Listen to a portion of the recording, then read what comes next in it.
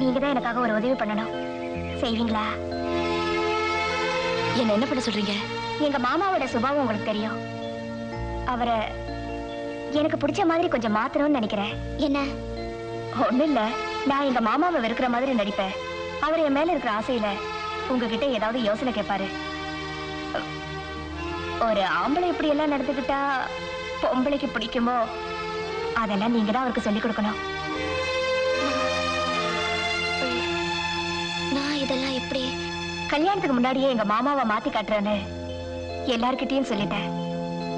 நீங்க செய்யற இந்த உதவினால எங்க கல்யாணம் சீக்கிரம் நடந்துட்டா உங்களை என் வாழ்நாள் பூரா மறக்க மாட்டேன்.